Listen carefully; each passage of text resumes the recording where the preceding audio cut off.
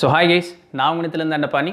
So இன்றைக்கி நம்ம பார்க்கக்கூடிய வீடியோ என்ன அப்படின்னா சத்குரு ஸ்ரீ பிரம்மா. ஸோ அவரை பற்றி தான் இன்றைக்கி நம்ம பார்க்க போகிறோம். வீடியோ பார்த்துட்டு ஒரு சில முக்கியமான கேள்விகளுக்கு வந்து பதில் சொல்கிறேன். பிகாஸ் அவர் ஸ்ரீ பிரம்மா அவருடைய இது ஹிஸ்ட்ரி வந்து ரொம்ப சின்னது, நல்லா இருக்குது கேட்குறக்கு, இருந்தாலும் ரொம்ப சின்னது, செவி வழியாக சொல்லக்கூடிய அந்த செய்திகள் தான் அது. ஸோ அதை பார்த்துட்டு ஒரு சில முக்கியமான கேள்விகளுக்கு பதில் சொல்கிறேன். அப்புறம் நம்மளுடைய அந்த வாசியோக பயிற்சிக்கு அந்த இது கேட்டிருந்தீங்க, காண்டாக்ட் டீட்டெயில். நான் வழக்கமாக இனிமேல் எல்லா வீடியோஸ்லையுமே வந்து டிஸ்கிரிப்ஷன் கீழே பாருங்கள். நான் அதில் வந்து அந்த காண்டாக்ட் டீட்டெயில்ஸ் எல்லாமே தரேன். அவங்க அந்தந்த ஊர் கோஆர்டினேட்டர்ஸ்ட்டை கூப்பிட்டு பேசிக்கலாம், ரைட்? ஸோ அது இல்லை அப்படின்னா பக்கத்து உங்கள் ஊரில் இல்லைன்னா பக்கத்து ஊரில் எந்த நியரஸ்ட் ஊருக்கு நீங்கள் கூப்பிட்டு பேசிக்கலாம். அடுத்தது Q&A செஷன். நிறைய பேர் வந்து அந்த Q&A செஷன் போடுங்க அப்படின்னு சொல்லி கேட்குறீங்க, மெயில் பண்ணுறீங்க. அதனால் நீங்கள் அந்த வாரம் ஃபுல்லாக கேள்வி கேளுங்க. நம்ம சண்டே அந்த Q&A செஷன் பார்க்கலாம். ஒரு 10:30 இல்லை 11 o'clock. ஸோ அந்த மாதிரி அந்த ரேஞ்சில் வந்து நம்ம எப்படி டெய்லியும் ராத்திரி 8:30 to 9 அதுக்குள்ளே ஏதோ ஒரு நேரத்தில் வந்துடுது இல்லைங்களா? அந்த மாதிரி ஒரு 10:30 to 11 சண்டே அந்த Q&A பார்க்கலாம். நீங்கள் ஏதாவது கேள்வி கேட்கலாம், ரைட்? ஸோ அதுக்கு உண்டான பதில்கள் வந்து நான் சொல்கிறேன். அவ்வளோதான், இதுதான் ப்ரிஃபேஸ். அப்புறம் நம்மளுடைய சேனல் இது வரைக்கும் சப்ஸ்கிரைப் பண்ணல, நம்மளுடைய இன்னொரு சேனலான ND Talks, ஸோ அதை சப்ஸ்கிரைப் பண்ணல அப்படின்னு சொன்னால் ரெண்டையும் மறக்காமல் சப்ஸ்கிரைப் பண்ணுங்கள். அந்த பெல் ஐக்கான் கிளிக் பண்ணிக்கங்க. நம்ம ரெண்டு சேனலினுடைய வீடியோஸையும் சேனலையும் உங்கள் ஃப்ரெண்ட்ஸ் அண்ட் ஃபேமிலிக்கு மறக்காமல் ஷேர் பண்ணுங்கள், ரைட்? ஸோ இன்றைக்கி நம்ம பார்க்கக்கூடிய வீடியோ என்ன, சத்குரு ஸ்ரீ பிரம்மா. இவர் வந்து இவருடைய இயற்பெயர் என்ன அப்படின்னு சொல்லி பார்க்கும்பொழுது காளியப்பன் அப்படிங்கிறத இவருடைய இயற்பெயர். நல்லா இருக்கிற பேர். நடுவுப்பட்டி அப்படின்னு சொல்லக்கூடிய ஒரு கிராமம், ராம்நாடு டிஸ்ட்ரிக்ட். ஸோ அங்கே நடுவுப்பட்டின்னு இருக்கக்கூடிய ஒரு கிராமத்தில் ஒரு 7 விவசாய குடும்பத்தில் 1878 வருஷம் இவர் வந்து பிறக்கிறார். சின்ன வயசுலேருந்தே ஆன்மீக நாட்டம் அதிகம். நான் வெளியே அதை வந்து பெருசாக காட்டிக்கிட்டதில்லை. ஒரு நாள் வந்து வீட்டில் தூங்கிட்டு இருக்கும்பொழுது அவருடைய கனவுல ஒரு அசரீரி கேக்கு தான். என்ன அப்படின்னு சொன்னால், வா வா அப்படின்னு கூப்பிடுற மாதிரி ஒரு அசரீரி கேட்குது. அப்போ அவர் புரிஞ்சுக்கிறார், ஓகே இதற்கு மேலே நம்மளுக்கு வந்து இந்த இடத்துல அதான் நேற்று வீடியோ பார்த்த மாதிரி அந்த ட்ரிகர் வேர்டு, ஒவ்வொருத்தருக்கு அந்த ஒரு வார்த்தை தான் அவங்கள வந்து அந்த சன்னியாசத்துக்கு தூக்கிட்டு போகும். ஸோ அது போல் இவருக்கு இந்த ட்ரிகர் வேர்டு வந்து யாரோ வா அப்படின்னு கூப்பிடுற மாதிரி உண்டான ஒரு ட்ரிகர் வேர்டு. ஸோ அதில் வந்து அவர் புரிஞ்சுக்கிறாரு, ஓகே நம்ம சன்னியாசம் எடுக்க வேண்டிய காலம் வந்துடுச்சு அப்படின்னு சொல்லிட்டு வீட்டு எல்லாத்தையும் உதறிட்டு அவர் வந்து சன்னியாசம் மேற்கொள்கிறாரு. அந்த பயிற்சிகள் அப்படின்னு அவர் எடுக்கிறது வந்து எப்படின்னா பயங்கர இன்டென்ஸாக இருக்குமா. அவர் வந்து சும்மா ஒரு இடத்துல போய் சேஃபான ஒரு இடத்துல உட்காந்துக்கிறேன், தவம் செய்கிறேன் அப்படின்னெல்லாம் இல்லாமல் அதில் வந்து அந்த ஈடுபாடு அப்படிங்கிறது வந்து அவருக்கு வந்து ரொம்ப அதிகமான மூர்க்கத்தனமான ஒரு ஈடுபாடு வந்து அவருக்கு ரொம்ப அதிகம். அந்த மாதிரி அவர் இருக்கும் பொழுது அவருடைய ஊரில் 10 நாள் ஒரு குழி வெட்டி அந்த குழிக்குள்ளே உட்காந்து தவம் செய்யணும் அப்படிங்கிறது அவருடைய நோக்கம். அதுக்காக என்ன பண்ணுறாருன்னு ஒரு குழி நோண்டிட்டு அந்த குழியில் உட்காந்து தவம் செய்ய, அதாவது குழி மூடிடுவாங்க, சமாதி மாதிரி தான் வச்சுக்கோங்களேன். அப்போ அந்த ஊர் மக்கள்லாம் கொஞ்ச நாள் பார்க்குறாங்க. அந்த 10 நாளில் சில நாள் பார்க்குறாங்க, அவங்களுக்கு பயம், எங்காவது இந்த பையன் செத்துக்கிட்டு போயிட்டான்னா என்ன பண்ணுறது, மற்றவங்கெல்லாம் நீ என்ன ஊருக்காரன், இதை கூட நீ கேட்க மாட்டேன்னு நம்ம மேலே பழி வந்துருமே அப்படின்னு சொல்லிட்டு அந்த மண்ணை தோண்டி அவர் வந்து தூக்கி விட்டுறாங்க அந்த சமாதியிலிருந்து. இவருக்கு வந்து ஒரே மனசு வருத்தம், என்னடா அது நம்ம யோசனை வந்து நிறைவேறாமல் போச்சு அப்படின்ட்டு. அப்போது இந்த கிராமத்தில் இனிமேல் இருந்ததுன்னா நம்ம நினச்சது செய்ய முடியாது, இவன் தான் முக்கியம் அப்படிங்கிற நினப்பில் அவர் என்ன பண்ணுறாருன்னா அப்படியே ஊரெல்லாம் அப்படியே சுற்றுறார்.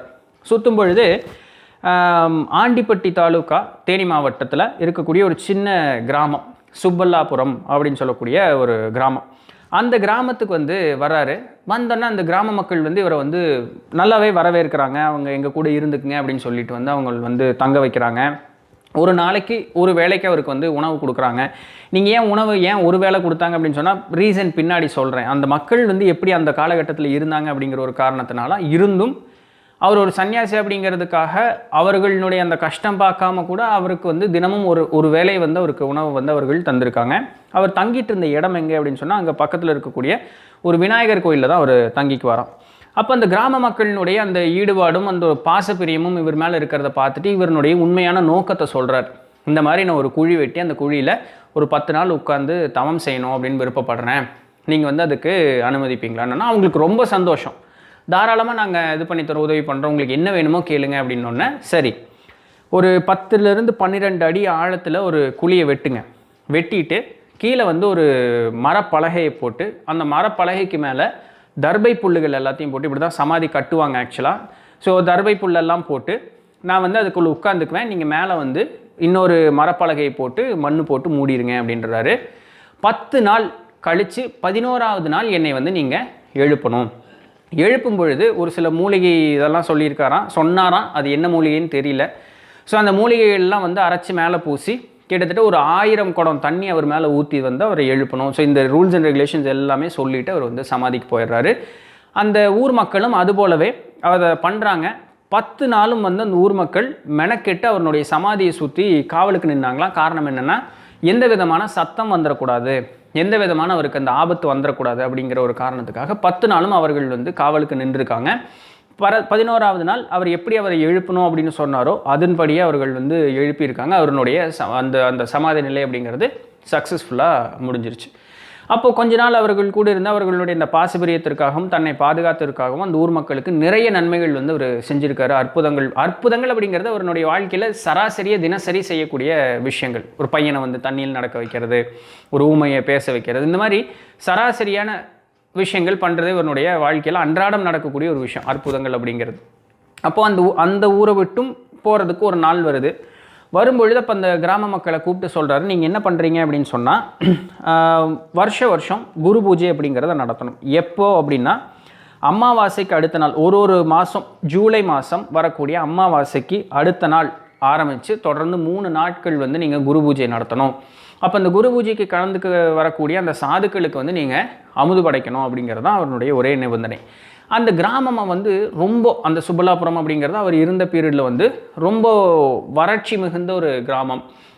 அங்கே இருக்கக்கூடிய மக்களுக்கே வந்து உணவுக்கு வந்து ரொம்ப கஷ்டம். அப்போ இருந்தாலும் அவர் சொன்னதை வந்து எல்லாருமே கேட்டுக்கல அப்படின்னாலும் ஒரு சிலர் அதை வந்து காதில் வாங்கிக்கிட்டு தொடர்ந்து அந்த பூஜையை பண்ணுறேன் அப்படின்னு சொல்கிறாங்க. அவர் என்ன சொல்கிறாருன்னா, இதை நீங்கள் செய்ய மட்டும் செய்யுங்க, உங்களுக்கு வர வேண்டியது எல்லாமே நல்லபடியாக வரும் அப்படின்னு சொல்லிட்டு அவர் அந்த இடத்த விட்டு போயிடுறார்.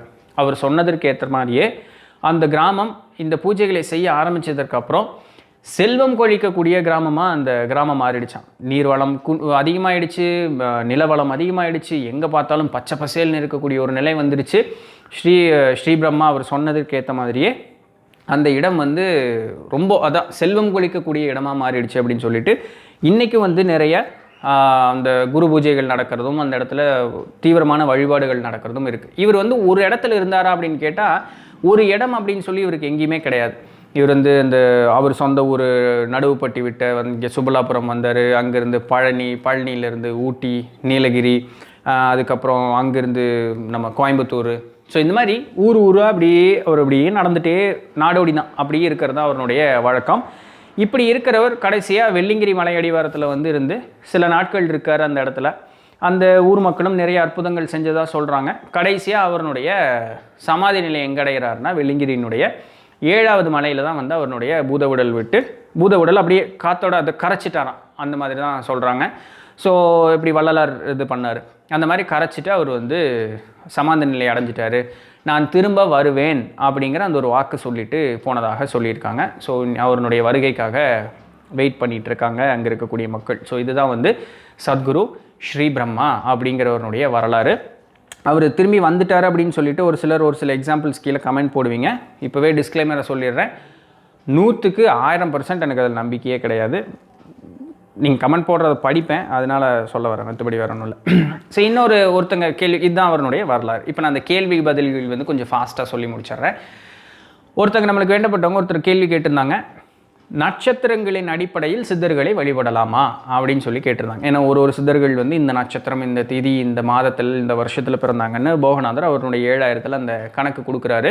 அதன்படி நட்சத்திரங்களின்படி சித்தர்களை வழிபடலாமா அப்படின்னா, இது வந்து பிற்காலத்தில் வந்து அந்த மார்க்கெட்டிங் பண்ணுறவங்கெல்லாம் யூஸ் பண்ணிட்டு ஒரு டாக்டிக்ஸாக போச்சு. சரிங்களா? இந்த நாயன்மார்களை வந்து நட்சத்திரத்தின் வழிபடியோ இல்லை அந்த பிறப்பின் மாதத்தின் வழியாகவோ வழிபடுறது, இல்லை நமக்குன்னு உண்டான சித்தர்கள் வந்து வழிபடுறது. சித்தர்கள் வந்து தன்னுடைய உடல் விட்டு அந்த உயிரை பிரித்து எடுத்து திருப்பி அந்த உடலுக்குள்ளே உயிர் செலுத்தினாங்க அப்படின்னு வச்சுக்கோங்களேன். திருப்பி அந்த உடலுக்குள்ளேயே அவங்க வந்தாங்கன்னா அது ஒரு பிறப்பாக அவங்க கன்சிடர் பண்ணுவாங்க. அவர்களுடைய ஆயுட்காலம் கணக்கே இல்லை. அவங்களுடைய உடல்லேருந்து உயிரை எத்தனை தடவை அவங்க பிரித்து எடுத்திருப்பாங்க இத்தனை கோடி ஆண்டில். அப்படி பார்த்தா 27 நட்சத்திரத்தில் அத்தனை நட்சத்திரத்துலையுமே அவங்க பிறந்திருப்பாங்க. அதில் ஒரு நட்சத்திரம் ஒரு குலத்தினுடைய கணக்கு தான் வந்து நம்மளுக்கு கொடுக்கப்பட்டிருக்கு. சரிங்களா? ஸோ அதனால் நீங்கள் எந்த நட்சத்திரமாக இருந்தாலும் சரி, உங்கள் மனசுக்குன்னு யாரோ ஒரு சித்தரை பிடிக்கும், அவரை பின்பற்றிகிட்டே போங்க. குருட்டுத்தனமாக அவர் என்ன சொல்கிறாரோ அதை நம்புங்க, அதை செய்யுங்க, உங்களுக்கு நல்வழிப்படுத்துவார். நான் இந்த நட்சத்திரம், அதனால் எனக்கு இவரை தான் கும்பிடணும் அப்படிங்கக்கூடிய எந்த விதமான ரெஸ்ட்ரிக்ஷனுமே கிடையாது. ஒரே ஒரு சித்தர் தான் வழிபட்டு வர்றோம்னா நல்லது. ஒரு பாயிண்ட் ஆஃப் ஃபோக்கஸ் அது இருந்தால் நல்லது. பட் நிறைய குருமார்கள் இருக்கிறதுலையும் தவறில்லை. போகநாதருக்கு பார்த்தோம்னா ஒரு லிஸ்ட் எக்ஸ்ட்ரா சீட் வாங்கி எழுதணும் அவருக்கு இருக்கக்கூடிய குருமார்களுடைய எண்ணிக்கை. ஸோ அதனால் அதெல்லாம் எந்த தவறும் கிடையாது. ஆனால் தன்னுடைய குருவாக அவர் சொல்கிறது காலாங்கிநாதர் மட்டும்தான். ஸோ அந்த முதல் குரு அவரை வந்து எப்பவுமே கெட்டியாக பிடிச்சிக்கிட்டே வந்து போகிறது தவறில்லை. ஸோ நட்சத்திரத்தின் அடிப்படையில் வழிபடலாம், பண்ண வேண்டாம்னு சொல்லலை. அதோட ஃபிக்ஸேட் ஆகிட்டு இருக்கணுமா அப்படின்னு கேட்டால் அவசியம் இல்லை. அடுத்தது சோடச நேரம் அப்படின்னு சொல்லக்கூடிய ஒரு இது இருக்குது. அமாவாசை நாளும் அமாவாசை நாள் பௌர்ணமி நாள் இந்த 2 நாளுக்கு அந்த அமாவாசையும் பௌர்ணமியும் அந்த முடியக்கூடிய நேரம் இருக்கும் பார்த்தீங்களா, அதில் 1 மணி நேரம் முன்னும் 1 மணி நேரம் பின்னும் நம்ம வந்து எந்த ஒரு காரியத்தையும் மனசில் நினச்சிக்கிட்டு அந்த நேரத்தில் சாமி கும்பிட்டோமோ இல்லை தவநிலையில் உட்காந்து அந்த ஒரே எண்ணத்தை மனசில் நினச்சிட்டு இருந்தோமோ அந்த காரியம் சீக்கிரம் நடந்து நிறைவேறும். இது வந்து உண்மை, பலிக்கும். ஆமாம், அந்த சந்திரன் வந்து மனோகாரகர் அப்படின்னு சொல்கிறக்கூடிய காரணம் அதுதான். அந்த பர்டிகுலர் நேரத்தில் எந்த ஒரு திதியோ நாளோ நேரமோ நட்சத்திரமோ முடியக்கூடிய அந்த நேரம், அந்த முன் 20 நிமிஷமோ பின் 20 நிமிஷமோ, முன் 1 மணி நேரமோ பின் 1 மணி நேரமோ, அந்த நேரம் வந்து ரொம்ப உச்சத்தில் இருக்கும் அதனுடைய அந்த வீரியமும் அந்த பவர். ஸோ உங்களுக்கு வேணுங்கக்கூடிய அந்த விஷயத்தை வந்து அந்த நேரத்தில் கேட்கும் பொழுது அந்த ஒரே காரியத்தை நினச்சி இருக்கும் பொழுது இந்த காரியம் பலித்தே தீரும். இதை வந்து நீங்கள் பயன்படுத்திக்கலாம். அடுத்தது வந்து இன்னொருத்தர் கேட்டிருக்காரு, அந்த நம்ம திருமூலரனுடைய வீடியோவில் வந்து அந்த மூச்சின்படி வந்து நம்மளுக்கு ஆண் பெண் குழந்தைகள் பிறக்கும், ஆளி குழந்தை பிறக்கும் அப்படின்லாம் சொல்லியிருந்தோம் இல்லையா. மூச்சு கோளாறு உள்ளவர்களுக்கு வந்து குழந்தை முடமாக தான் பிறக்குமா அப்படின்னா, மூச்சு கோளாறுக்கும் வாசி ஓட்டத்திற்கும் சம்மந்தம் இல்லை. அதாவது நீங்கள் வந்து புணரும் பொழுது, பெண்ணை புணரும் பொழுது அந்த மூச்சு வந்து உங்கள் அந்த எந்த சைடில் ஓடிட்டுருக்கு அப்படிங்கிறத பொறுத்து தான். வீசிங் ப்ராப்ளம் இருக்குது அப்படின்னு சொன்னால் நம்ம உடம்பே கெட்டு போய் நாசமாக தான் இருக்குது அப்படின்னு சொன்னால் இதில் இருந்து தான் இன்னொரு உடம்பு வரப்போகுது. ஆப்வியஸ்லி அந்த உடம்பும் ஒரு மோசமான ஒரு நிலையில் தான் இருக்கும். அதில் வந்து எந்த விதமான மாற்று கருத்தே கிடையவே கிடையாது. ஏன்னா என் எனர்ஜி தான் அங்கே ட்ரான்ஸ்ஃபர் ஆகுது. இங்கே என் எனர்ஜியே சரியில்லைன்னா ட்ரான்ஸ்ஃபர் ஆகக்கூடியது எப்படி நல்லா இருக்க போகுது.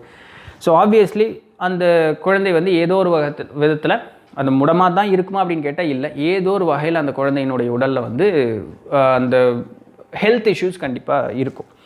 அடுத்தது வந்து சித்தர்கள் வந்து ஈர்ப்பு விதியை பற்றி என்ன சொல்லியிருக்காங்க அப்படின்னு ஒரு நேயர் கேட்டிருக்காரு. அவர்கள் இந்த மாதிரி நம்ம ஹியூமன் இதெல்லாம் இருக்குது பார்த்தீங்களா, நம்ம பேசக்கூடிய அந்த சராசரியான விஷயங்கள் எதை பற்றியுமே அவர்கள் பேசியது கிடையாது. அவர்கள் வந்து ஈர்ப்பு விதி அப்படிங்கிறதெல்லாம் வந்து இந்த அட்டகர்மங்கள், வசியம், மோகனம், தம்பனம், ஸோ அதில் பேசுவாங்களே தவிர மித்தபடி இந்த ஈர்ப்பு விதியை பற்றியெல்லாம் அவர்கள் பேசினது கிடையாது. லா ஆஃப் அட்ராக்ஷன் இருக்குது இல்லைங்க, அதெல்லாம் அவர்கள் பேசினதில்லை. ஒருத்தர் இன்னொன்று என்ன கேட்டிருக்காருன்னா, சித்தர்கள் அந்த தண்டம் வச்சு உட்கார்ந்துட்டு இருப்பாங்களா, அது எதற்காக அப்படின்னு வந்து கேட்டிருக்காரு. அதாவது ஒரு சில பயிற்சிகள் எடுக்கும் பொழுது இடது பக்கம் மூச்சு ஓடணும்னு ஒரு கணக்கு இருக்கும், ஒரு சில பயிற்சிகள் எடுக்கும் பொழுது வலது பக்கம் மூச்சு ஓடணும்னு கணக்கு இருக்கும். எந்த பக்கத்தினுடைய கையை தூக்கி வைக்கிறோமோ அந்த பக்கம் மூச்சு ஓடும், அவ்வளோதான். ஸோ இதற்காக தான் இந்த தண்டம் இப்படி இந்த உயர்ந்து இருக்கும்பொழுது அந்த பக்கம் மூச்சு ஓடிக்கிட்டு இருக்கும். ஸோ இந்த ரீசனுக்காக தான் அந்த தண்டத்தை வந்து இப்படி வச்சிட்ருப்பாங்க. இதுதான் ரீசன், மற்றபடி வேறு ஒன்றும் இல்லைங்க. இன்னொருத்தர் கேட்டிருக்காரு, எனக்கு வந்து போகர் 7000 அப்படிங்கிறது படிச்சுட்டு பார்த்தேன், எனக்கு வந்து புரியல, என்ன பண்ணுறது அப்படின்னா, இதுக்கு எக்ஸ்ப்ளனேஷன் புக்ஸ் இருக்குமா அப்படின்னா எக்ஸ்ப்ளனேஷன் புக்ஸ் எல்லாம் இல்லை. எக்ஸ்ப்ளனேஷன் புக்ஸ் வாங்காதீங்க. இனிஷியலாக படிக்கும்பொழுது கஷ்டமாக தான் இருக்கும், கொஞ்சம் அர்த்தம் தேடி பிடிச்சி படித்து பாருங்கள். நாள் போக பழகிக்கும். அந்த பாட்டினுடைய முழு ஆக்சுவல் அர்த்தம் புரிஞ்சுக்கணும் அப்படின்னு சொன்னால் இன்னொருத்தர் எழுதின அர்த்தத்தை வாங்கி படிக்காதீங்க. இன்னொருத்தர் வாங்கி அர்த்தத்தை படிச்சிங்கன்னா அது அவருடைய டேட்டா தான், இன்புட்டு தான் உங்களுக்கு போய் சேரும். உங்களுக்கு ஆக்சுவலாக அந்த ரா கண்டென்ட் வந்து உங்களுக்கு வந்து சேராது. ஸோ அதனால் இனிஷியலாக கொஞ்சம் கஷ்டமாக இருக்கும், பரவாயில்ல. கொஞ்சம் ஸ்ரத்தை எடுத்து முயற்சி எடுத்து படிச்சிங்க அப்படின்னு சொன்னால் நம்மளுக்கு புரியும். கடைசி கேள்வி, என்னுடைய பேருக்கு உண்டான அர்த்தம் என்ன அப்படின்னு ஒருத்தர் கேட்டிருக்காரு. ஸோ அம்மா வச்ச பேர் தான் இது. ராமாயணத்தில் வந்து ராமர் வந்து சிவனை பூஜை பண்ணும்பொழுது இந்த நித்திலம் அப்படின்னு சொல்லி ஈசனை வந்து வாழ்த்தி சொல்லக்கூடிய அந்த ஒரு பேர் வரும். நித்திலம் அப்படின்னு சொன்னால் முத்து அப்படின்னு அர்த்தம். ஸோ நித்திலன் அப்படின்னு சொன்னால் முத்து போன்றவன் அப்படின்னு அர்த்தம், மற்றபடி வேறு இல்லை. ஒரு சில நெட்டில் தேடினீங்க அப்படின்னு சொன்னால் ஷைனிங் ஆஃப் அ பேர்ல் அப்படின்னு எழுதியிருப்பாங்க, முத்து போல் ஜொலிப்பவன் அப்படின்னு. பட் ஆக்சுவல் மீனிங் நித்திலம் அப்படிங்கிற தமிழ் வார்த்தைக்கு முத்துன்னு அர்த்தம், நித்திலன் அப்படின்னு சொன்னால் முத்து போன்றவன் அர்த்தம், அவ்வளோதான். ரைட். ஸோ இதுதான் இன்றைக்கு உண்டான வீடியோ. ஸோ உங்களுக்கு பிடிச்சிருந்திருக்கும், இன்ஃபர்மேட்டிவாக இருந்திருக்கும் அப்படின்னு நம்புகிறேன்.